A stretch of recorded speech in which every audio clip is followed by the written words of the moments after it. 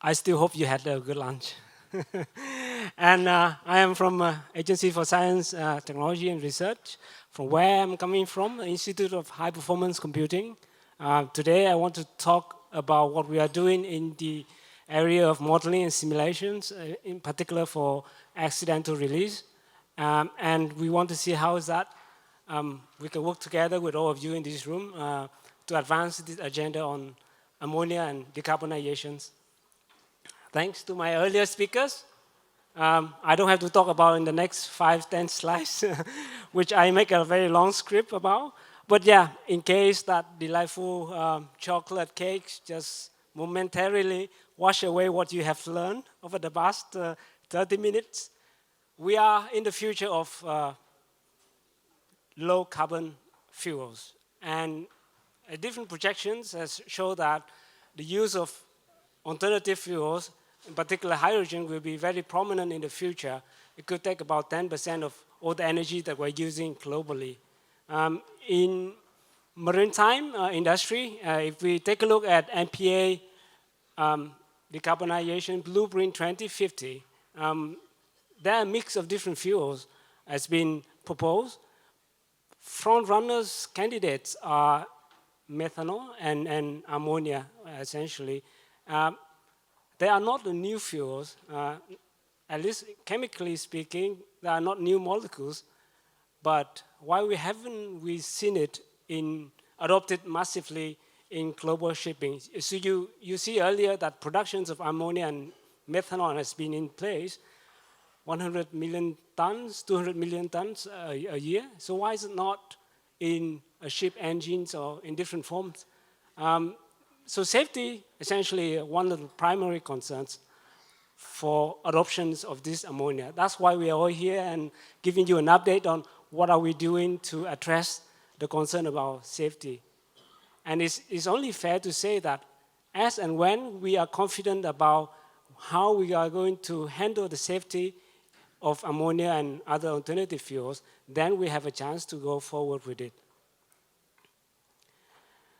Well, the safety of all these alternative fuels relies heavily on its physical properties. It's not strange why that. So if you look at all of these metrics that I selectively picking out here, ammonia and methanol just stand out on the toxicity and probably flammability for methanol. Again, this is not something that new to us. I mean, in chemical industry, we learn how to handle all these risks. But yeah, in terms of fuels, look at the quantities that we are going to deal with. I think this presents a very new challenge, especially in bunkering, that what we are talking about. Well, let me have you to swallow this slide. But essentially, when we imagine that we have a leakage, so this is, I'm giving you a little bit different visual than my colleague Lehman just showed earlier. Imagine there is an accidental leak. The physics of the problem are multidisciplinary, multi-scale, and that's why it's very complex. And it's important for us to understand that when there is accidental leaks, there will be multi-phase mixtures of both liquid and air closer to the source. And that in itself will create a gas plume. And this gas plume is going to pick up by, let's say, a wing, and it's going to be propagated downstream. Turbulence, atmospheric pressure, buoyancy, all nature's forces. If it's likely that this gas plume is going to be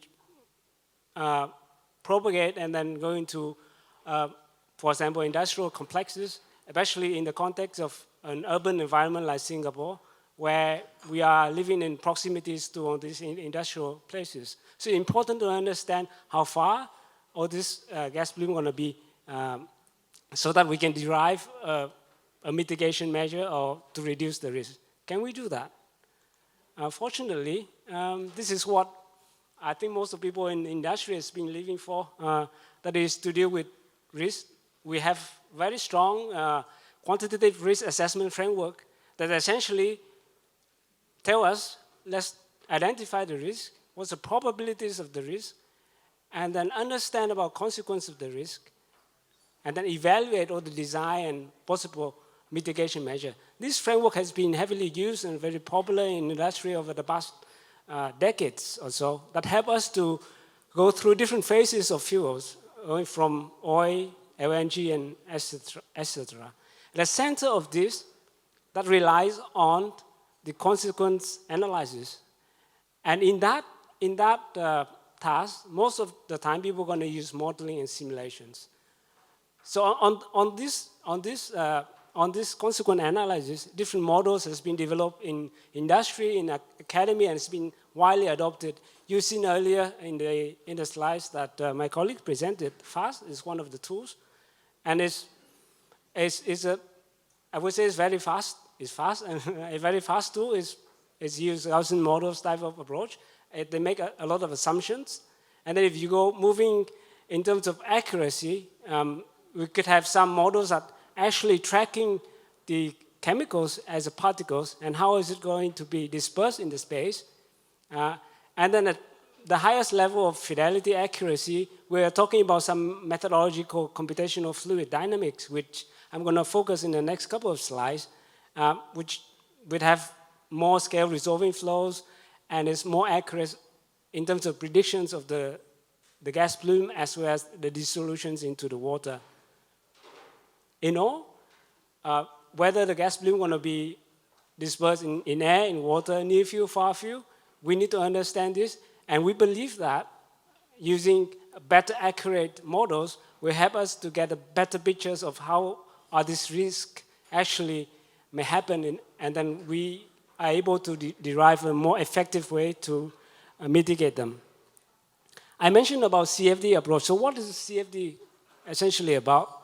In a nutshell, it solves complex equations of transport and conservation of mass momentum and energy in a more first principle perspective, if I can put it that way. And it is also able to take into account the geometrical features, the 3D models of the environment, so that it can reflect more realistically what is actually happening in any operations that we are put in. On top of that, there are, for a more complex physics, for example, turbulence flows, for example, phase changes, we normally use modeling. That will help us to take into account those complicated physics. Couple this CFD together with, for example, fire and explosion modeling, together with probabilistic ignitions, we have built a framework called CFD-based risk assessment framework in ISBC over the past few years to look into different types of accidental release for different fuels.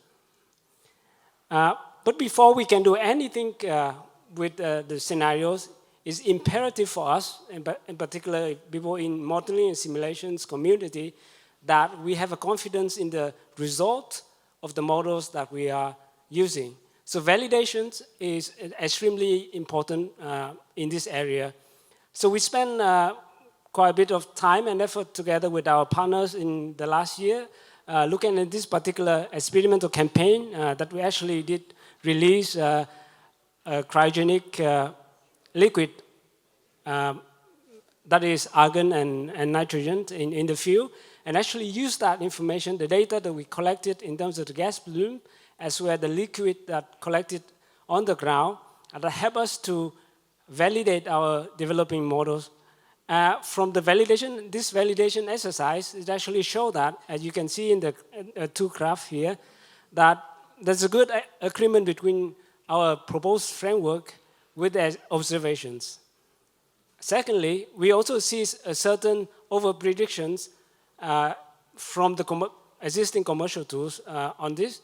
So what it actually means is that if we are using some of the models which we don't really sure about the accuracy, we may end up in a situation where we could have over-design, and that will increase the cost in operations. But that is just say, it's not just about cost and over-design, I know, but more importantly, I think for us to have a confidence that this is the model that's going to help us to better design any facilities, any operations for ammonia in the future. As mentioned earlier, we have applied a framework that validated into different scenarios. I will not be in much details about all these studies, but we have used this to look at LNG bunkering stations, to look at ship-to-ship bunkering, to look at even the new study that we just completed on hydrogen leakage in the fuel cell power vessels. And what we learned from this is, from the result that CFD can generate, it actually helped engineers to think about different ways to mitigate this risk before it happened. We don't want any of that to happen, but this is really a tool that going to the engineering operations that help us to better design and better mitigate the risk. Moving forward, as Liu-Min just mentioned, we are working closely with our partners, MESD and others, industrial partners, to look into ammonia like this month, and it will be one of the main activities moving forward, looking into new fuel ammonia dispersions, assessment of ammonia leakages in a confined space with the scenario that we're going to have an engine running on ammonia. Also, how ammonia going to be dissolved into the water and how does that affect marine life? That is the work of our collaborators. But I think the most exciting bits of work that we are looking forward to actually is to look into how we mitigate the risk. Can we do it? Can we have a better design so that we can do bunkering with the safety in mind? So I mentioned about the framework that we built. What are the things that still missing in those models? Of course, we have a confidence in the model that we are building, but there's certain things, uncertainties, as you see in the comparison, it's not perfect. It's not going to be perfect ever. So what we need to know now is that in actual practical applications, there's always uncertainties. How are we going to take those uncertainties into the models and then give a better predictions with those uncertainties built in that?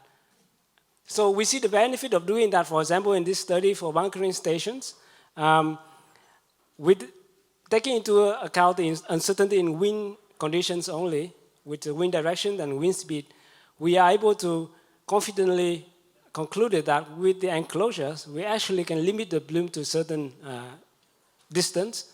And I think, apart from giving a definitive answer, giving an answer with the error bounds or the uncertainty bounds, so that is always much more appreciated in terms of engineering design.